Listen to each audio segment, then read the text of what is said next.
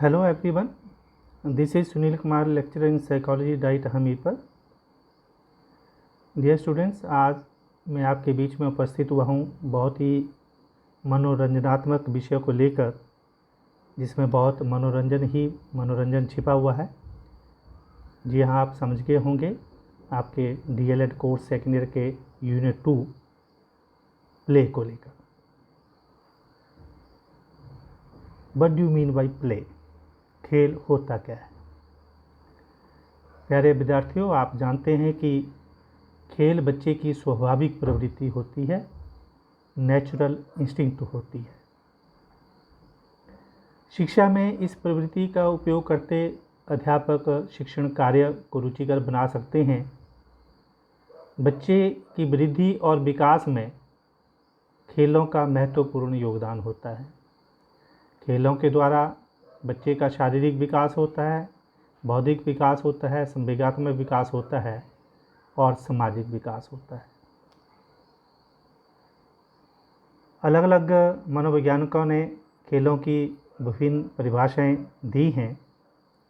कईयों ने खेलों को एक मनोरंजनात्मक क्रिया कहा है, तो कईयों ने खेल को एक रचनात्मक क्रियाओं की संज्ञा दी है कि खेल के द्वारा हम रचनात्मक क्रियाओं की अभिव्यक्ति करते हैं।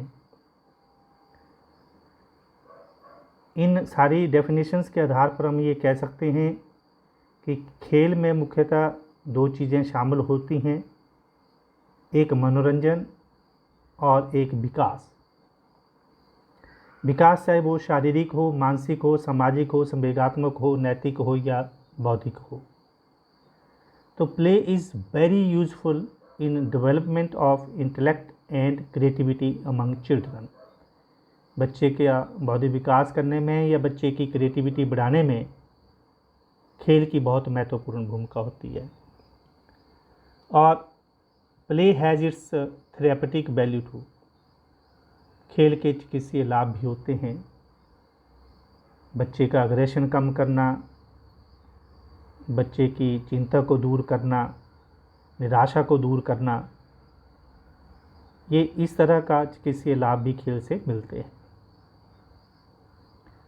तो आइए जानिए कि खेल के द्वारा बच्चे का विकास कैसा होता है। तो पहली कैटेगरी में हम सृजनात्मक विकास को लेते हैं। विद्यालय में अनेक प्रकार की रचनात्मक क्रियाएं, जैसे पेंटिंग करवाई जाती है, मिट्टी से खिलौने बनाना सिखाया जाता है, मोम के खिलौने बनाए जाते हैं। इस तरह के कार्य गतिविधियां विद्यालय में करवाई जाती हैं। तो इससे बच्चे की सृजनात्मक क्षमता का विकास होता है, सृजनात्मक शक्ति का विकास होता है। और खेल खेलने से बच्चे में अनेक बौद्धिक शक्तियों का भी विकास होता है, जैसे सोचने की शक्ति है, निर्णय लेने की शक्ति है, कल्पना शक्ति है। इन सभी शक्तियों का विकास खेलने से होता है। खेल से बच्चे का सामाजिक विकास भी होता है, जैसे कि सहानुभूति का विकास, सहयोग की भावना, दूसरों की मदद करने की भावना आदि का विकास होता है। और कुल मिलाकर हम ये कहें कि खेल से बच्चे के व्यक्तित्व का सर्वांगीण विकास होता है। और जैसे मैंने पहले कहा कि खेल के द्वारा बालक की चिकित्सा भी की जा सकती है। खेल बालकों को अतिरिक्त ऊर्जा को रचनात्मक रूप से संचरण करने में सहायता करता है। खेल के द्वारा बालकों को भूख भी अच्छी लगती है और खेल के द्वारा बालकों को नींद भी अच्छी आती है। तो इस तरीके से खेल के द्वारा बच्चे के शारीरिक संतुलन में मदद मिलती है। तो आइए हम जानें खेलों के विभिन्न प्रकारों को। उसको हम 4 कैटेगरीज में यहाँ बांट रहे हैं। Experimental play. पहली कैटेगरी एक्सपेरिमेंटल प्ले में जिज्ञासावश जो खेल खेले जाते हैं वो आते हैं। उन्हें हम प्रयोगात्मक खेल कहते हैं, जैसे किसी चीज़ को पकड़ने की उत्सुकता, छूना, इस तरह के खेल खेलना एक्सपेरिमेंटल प्ले कहलाता है। दूसरा कंस्ट्रक्टिव प्ले, रचनात्मक खेल। जैसे बच्चा कोई नव निर्माण करता है, नया सृजन करता है, उसे हम रचनात्मक खेल कहते हैं, जैसे मिट्टी से खिलौने बनाना, या बचपन में आपने देखा होगा रेत से घर बनाना। इस तरह के खेल रचनात्मक खेल कहलाते हैं। मूवमेंट प्ले वो होते हैं जिसमें कि गत्यात्मक क्रियाएं जुड़ी होती हैं। उठना, बैठना, दौड़ना, कूदना, ये सारी गत्यात्मक क्रियाएं शामिल होती हैं। और कुछ खेलों में बच्चे में जोश की आवश्यकता होती है और अग्रेशन की आवश्यकता होती है। इस करके हम इनको युद्धात्मक खेल कहते हैं, फाइटिंग प्ले कहते हैं। और जैसे मुक्केबाजी का खेल, कुश्ती आदि, ये सारे फाइटिंग प्ले कहलाते हैं। और अगली कैटेगरी इंटेलेक्चुअल प्ले, जिसमें बच्चे को अपनी बुद्धि का प्रयोग करना होता है। पजल्स हैं, ब्लॉक्स बनाने के जो खेल हैं, ताश, शतरंज, चौपर आदि के जो खेल हैं, ये इंटेलेक्चुअल प्ले कहलाते हैं। तो आइए अब हम जानते हैं कि खेल की मुख्यतः क्या विशेषताएं होती हैं। Number 1, active. खेल से बच्चा सक्रिय होता है। एक्टिवनेस खेल के अंदर होती है। खेल एडवेंचरस होते हैं, इससे बच्चे का साहस बढ़ता है। कम्युनिकेटिव होते हैं, इंजॉयबल होते हैं। खेल में इन्वॉल्वमेंट होती है, उसका मीनिंग होता है, मीनिंगफुल होते हैं, सोशेबल होते हैं, इंटरैक्टिव होते हैं, सिंबॉलिक होते हैं। तो आइए सरल भाषा में इन विशेषताओं की चर्चा करें। यानी कि खेल स्वेच्छा पर आधारित होता है। अपनी इच्छा से ही बच्चा खेल खेलता है। जब उसका मन करेगा तो वो खेलेगा, नहीं करेगा तो नहीं खेलेगा। कोई बंदिश नहीं होती, खेल स्वेच्छा पर आधारित होता है। खेल के द्वारा बच्चों को आनंद प्राप्त होता है और खेल से बच्चों का मनोरंजन भी होता है। और ये खेल स्वतंत्रता पर आधारित होते हैं, इस करके रोचक होते हैं। और खेल बच्चों के लिए प्रेरणा के स्रोत होते हैं। खेल की भावना से गंभीर कार्य भी सरल बन जाता है और खेल से बालकों को संतुष्टि की प्राप्ति होती है, सेटिस्फैक्शन मिलती है। और खेल एक आराम का भी माध्यम है। जब हम लोग थके होते हैं, ज़्यादा कोई बौद्धिक काम हमने कर लिया, तो खेल आराम के रूप में भी कार्य करता है, क्योंकि खेल एक स्वाभाविक क्रिया है, नेचुरल इंस्टिंक्ट है, सबको अच्छी लगती है।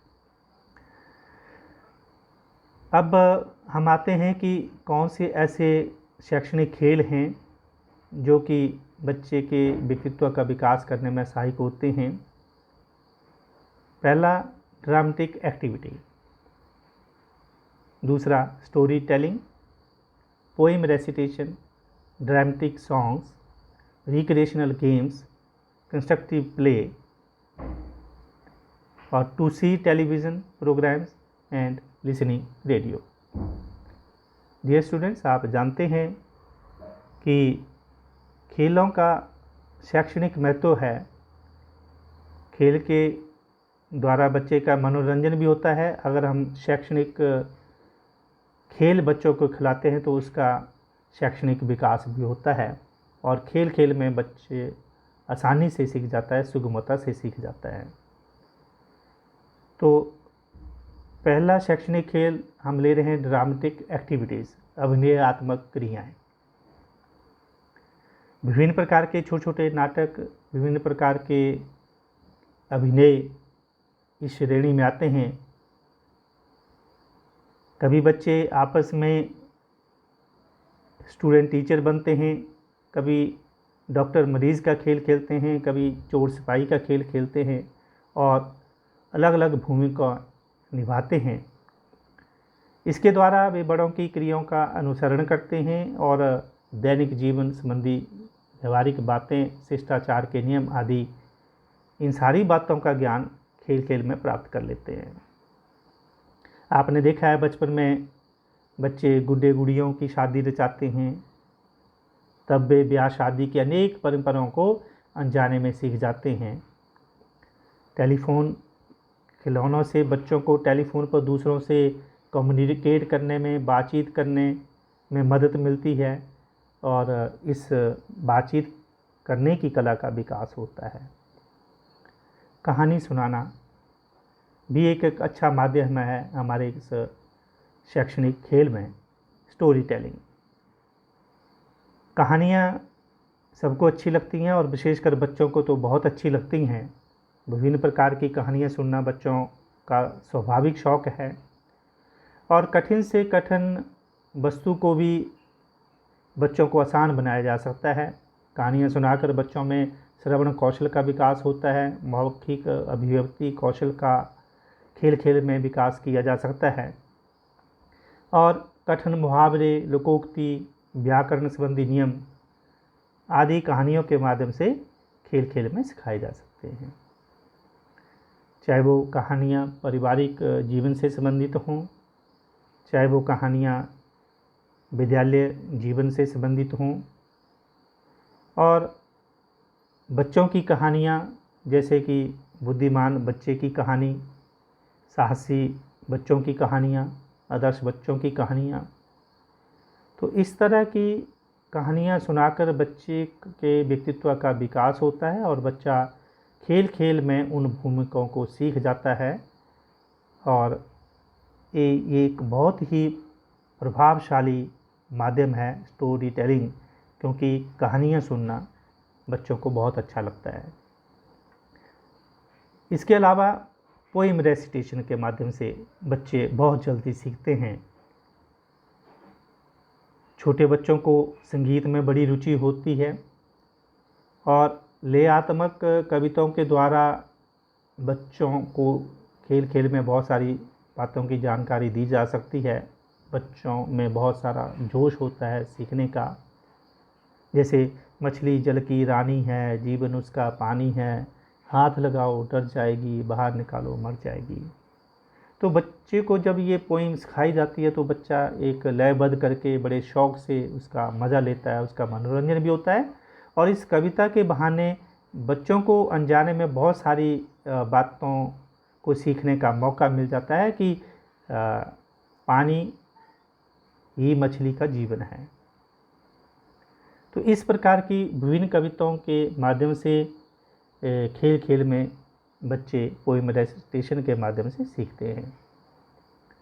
ड्रामेटिक सॉन्ग्स, शैक्षणिक गतिविधियों में संगीत व अभिनय में रुचि होने के कारण अभिनयात्मक गीत भी बच्चों को खेल खेल में शिक्षा देने में सहायक होते हैं। जैसे झंडा ऊंचा रहे हमारा, विजय विश्व तिरंगा प्यारा। इस तरह देशभक्ति के तराने जब बच्चों को सुनाए जाते हैं, गाए जाते हैं, जब खड़े होकर हम अपने हाथ पैर का संचालन करते हुए, इशारों का संचालन करते हुए, तो अनायास ही ये देशभक्ति का जज्बा, देशभक्ति का भाव उनमें विकसित हो जाता है। तो ड्रामेटिक सॉन्ग एक बहुत अच्छा माध्यम है हमारा इस शैक्षणिक खेल का। इसके बाद हम बात करते हैं जो मनोरंजनप्रद खेल होते हैं, रिक्रिएशंस गेम्स होती हैं, जैसे दौड़ना, गेंद को उछालना, वस्तुओं को फेंकना, लुका छिपी का खेल खेलना। तो इनसे बच्चों का मनोरंजन भी होता है और साथ साथ में शारीरिक विकास भी होता है। इसके अलावा ये खेल बच्चों को सहनशीलता, नियम पालन, धैर्य, उत्तरदायित्व का निर्वहन करना व अनुशासन में रहने की शिक्षा भी देते हैं। एजुकेशनल गेम्स जैसे कि भाषा संबंधी शैक्षिक खेल बच्चों में भाषा संबंधी योग्यता को विकसित करते हैं। इसी प्रकार हम कभी गणित संबंधी खेलों के द्वारा गणित संबंधी विभिन्न तथ्यों को समझाने और उनका अभ्यास कराने में बच्चे की मदद करते हैं।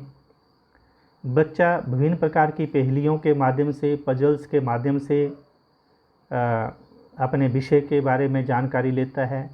विज्ञान संबंधी खेल बच्चों को वैज्ञानिक नियमों से परिचित करवाने में सहायता करते हैं। तो ये विषय खेल खेल में उनके लिए रुचिकर बन जाते हैं और विभिन्न प्रकार की खेल प्रतियोगिताएं भी शैक्षिक खेलों के अंतर्गत ही आती हैं।